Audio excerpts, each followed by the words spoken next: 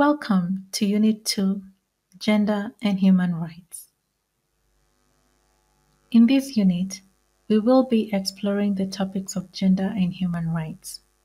By the end of this unit, you should be able to define the meaning of human rights and articulate its connection to gender, define the meaning of gender and intersectionality, define basic definitions of power and oppression, describe what contributes to the social construction of gender in society. The Office of the United Nations High Commissioner for Human Rights states, "Human rights are rights inherent to all human beings, whatever our nationality, place of residence, sex, national or ethnic origin, color, religion, language, or any other status. We are all equally entitled to our human rights without discrimination. These rights are all interrelated, interdependent, and indivisible.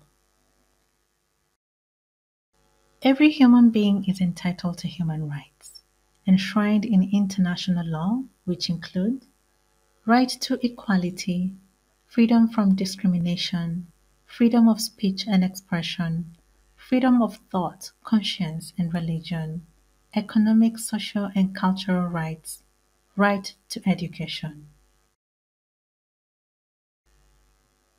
We all have a right to express our views and be free of discrimination or mistreatment regardless of our different identities.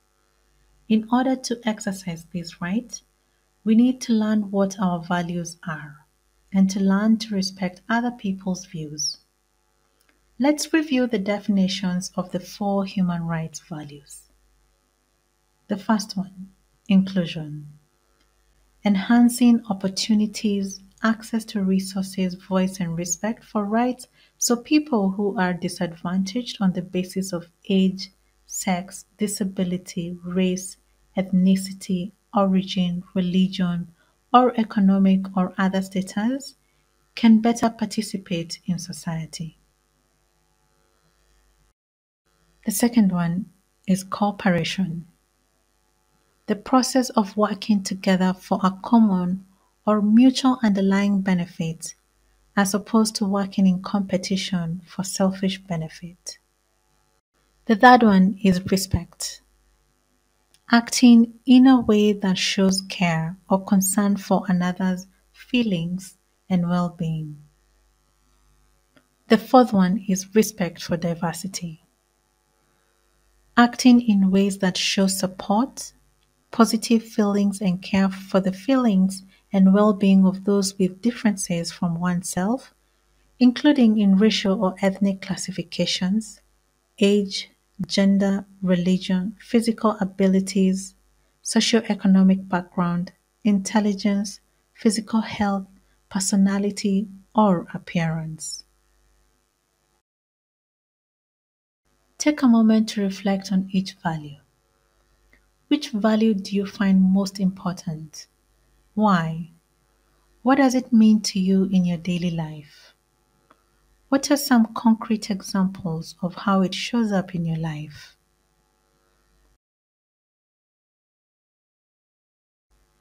After reflection, draw a series of 4 images that represent each human right value. At the end of this session, you will be asked to upload your drawing. Please carefully consider, why are these human rights values important in our school, in our daily lives? How might this activity be applied in the classroom with students? What can we do to promote these rights and ensure that they are better respected in the classroom? Please provide your written responses in the space provided. True or false activity? To understand gender-responsive pedagogy, we have to understand what gender is.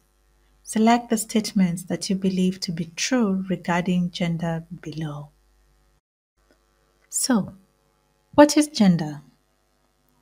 Gender generally refers to socially constructed roles for males and females, or norms that define the characteristics, capacities, and behaviors expected of boys, men, and girls or women. Gender roles are learned through socialization via family, community, schools, culture, religion, government, and media.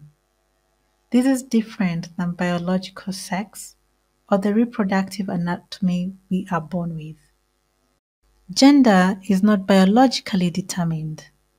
Because gender is socially constructed and learned, it means that the roles and norms can change over time, and how teachers portray gender roles and norms has an impact on students' understanding of their characteristics, capacities, and behaviors.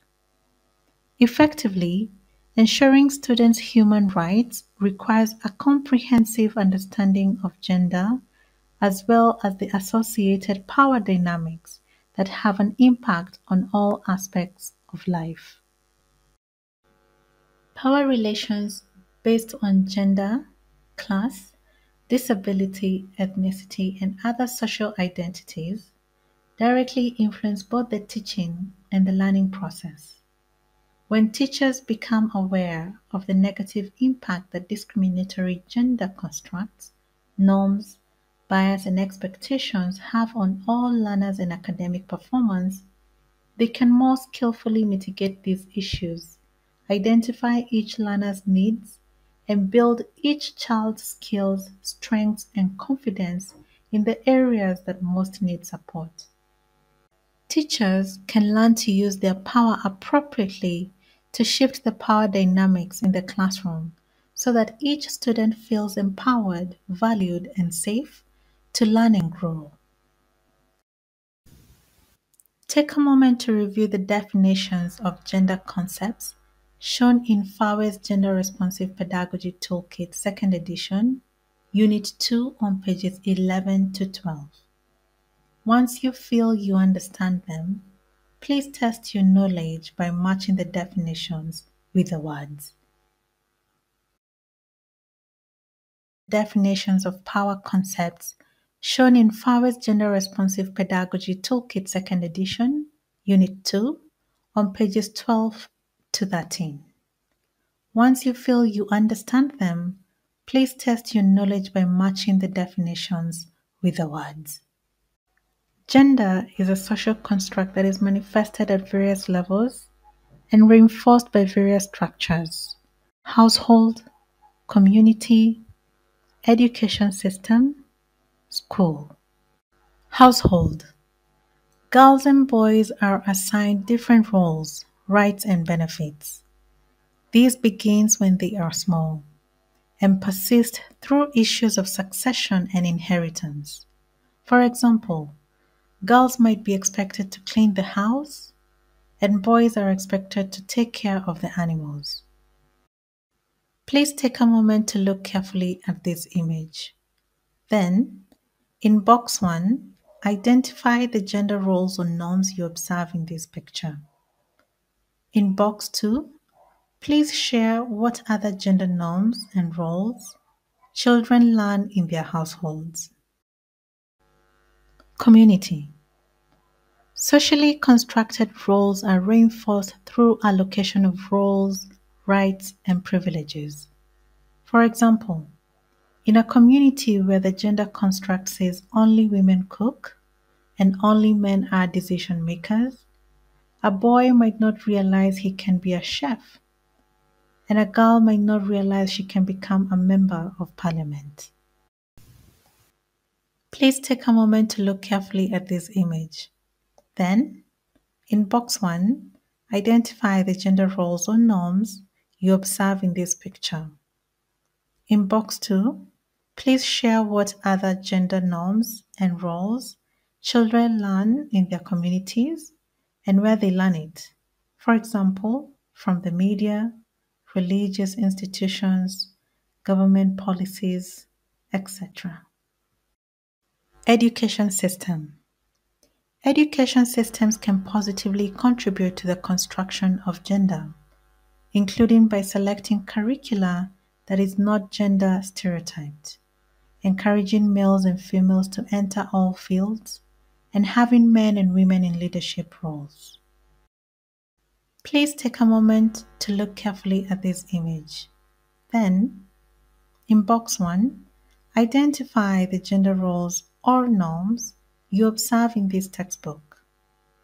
In box 2, please share what other gender norms and roles children may learn through the education system from school policies or curriculum. School.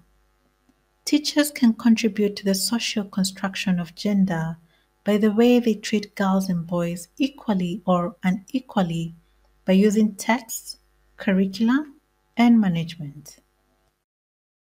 Please take a moment to look carefully at this image. Then, in box 1, identify the gender roles and norms you observe in this textbook. In box 2, please share what other gender norms and roles children may learn from a teacher's approach in the classroom. Multiple and intersecting forms of discrimination exist and exacerbate the barriers and unequal treatment that women face, including age, marital status, profession, geographic location, racial or ethnic background, religion, health, particularly HIV and AIDS and disability, as well as poverty among others. For example, a young girl with disabilities who is living in poverty is at the intersection of multiple social identities that may experience discrimination: age, gender, disability, ethnic minority, compounding the likelihood of her mistreatment, neglect, and vulnerability. The needs of girls at the intersection of multiple forms of discrimination should be considered.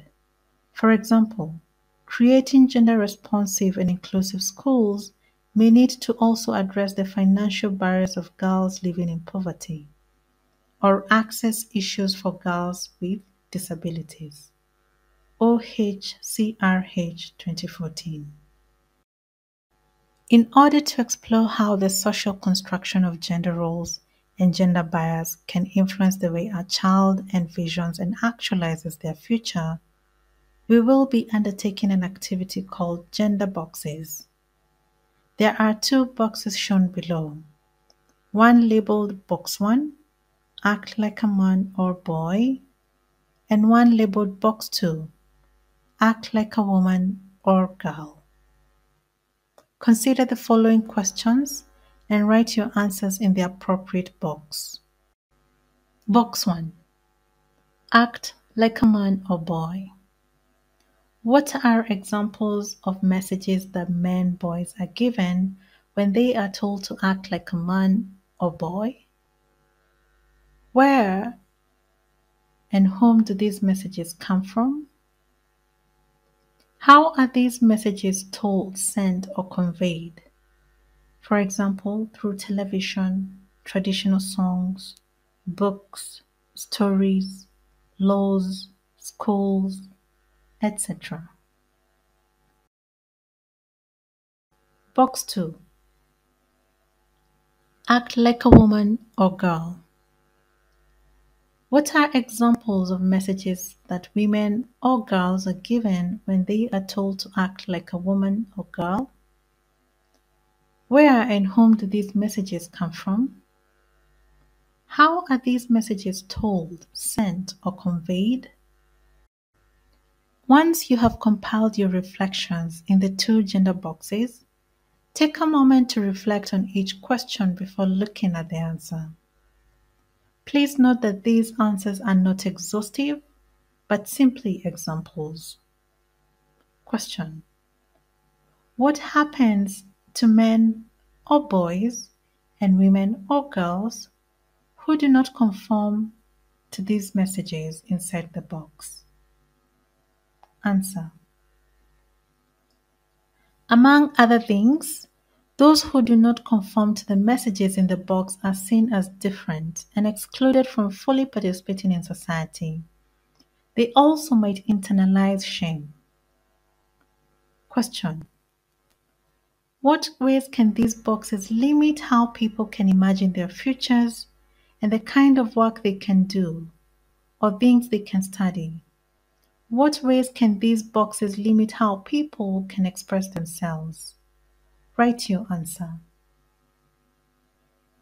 Answer: boys aren't allowed to cry or be a caregiver, and girls aren't encouraged to be assertive or in positions of power. Question: what methods are used to keep men and boys, women and girls inside the box? Write your answer. Answer: shaming, violence, socialization, bullying. Question: what are the benefits of creating a culture where these boxes don't exist? Write your answer. Answer: people feel respected and valued for who they are. People can contribute their gifts and talents to society regardless of their gender. Upload and reflection. Please upload your human rights value drawing here and share your responses to the following reflection questions.